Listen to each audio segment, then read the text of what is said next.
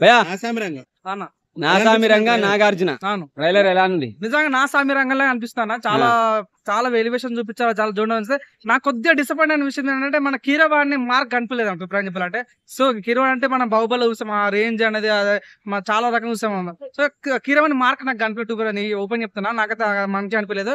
So ఇంకోటి ఏంటంటే cinema మన ట్రైలర్ చూసుకుంటే సో నాగార్జున యాక్టింగ్ పర్ఫార్మెన్స్ చాలా బాగుంది, ఒక డైలాగ్ బాగా పాడారు. సో మన కిష్టయ్యకి నరకం తప్ప సరసం తెలియదు అనే డైలాగ్ చాలా బాగుంది.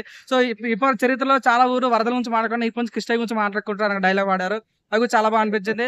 లైక్ ఇంకొక మన అంటూ చూడన్న జైలర్ మూవీలో మన రజనీకాంత్ కోడలు ఒక హీరోయిన్ చేసేది, తన సినిమాలో ఉంది, నిజంగా చాలా హ్యాపీగా అనిపించింది. సో లైక్ మన అల్లరి నరేష్ కానీ రాజ్ తరుణ్ కానీ సో వీళ్ళంతా కూడా మంచి స్పేస్ మంచి వాడుకుంటారని అనిపించింది. సో ఓవరాల్ ఏంటంటే ఒక 2 ఊర్లు జరిగే మధ్యలో ఘర్షణ గురించి క్లియర్ గా చెప్తున్న అర్థమైంది. ఇంకా కరెక్ట్ టైంలో ల్యాండ్ చేస్తారు, సంక్రాంతి గురించి బాగా క్లియర్ గా చూపిస్తున్నారు. సో సంక్రాంతి గురించి బాగా చెప్పే ఛాన్స్ ఉందని అనిపిస్తుంది. నాకైతే స్టోరీ బట్టి సినిమా హిట్ అయ్యే ఛాన్స్ ఉంది తప్ప చాలా మంది సోగడ చిన్న లాగానే ఉందంటారు. సో అదే ఉంది సోగడ చిన్న 1, 2, 3 1, 2, 3 అంటే అంతే ఆ రకంగా ఉంది కానీ కొత్తగా అయితే మనకి డిఫరెన్స్ కనిపించలేదు. సో నాగార్జున స్టైల్ కాదు ఒకటే కొద్దిగా నాగార్జున బీడీ కాల్చినప్పుడు ఎలా అనిపించింది? నిజం గడ్డపార వాడేస్తారన్న, గడ్డపార బీడి తాగడం అనేది చాలా బాగా అనిపించింది.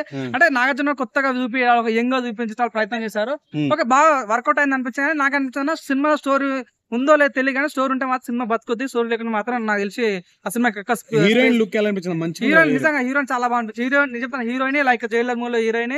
సో అల్లరి నరేష్, రాజ్ తరుణ్, నాగార్జున వీళ్ళ కోసం మాత్రం సినిమాకి వెళ్ళొచ్చు, రావు రమేష్ కూడా ఉండవు. సో వీళ్ళ సినిమాకి వెళ్ళొచ్చు అని నేను అనుకుంటున్నా. అసలు చెప్తున్నా ఇప్పుడు వచ్చిన సంక్రాంతి సినిమాలో మన ఏదైతే టేజర్ లో సో వాటిలో ఇది కూడా కొద్దిగా బాగుందన్న ఫీలింగ్ వచ్చింది. నేను సినిమా కొంచెం వేగంగా వేడిస్తాను, సినిమా బాగుంటే మాత్రం 100% ముందుకెళ్తుంది.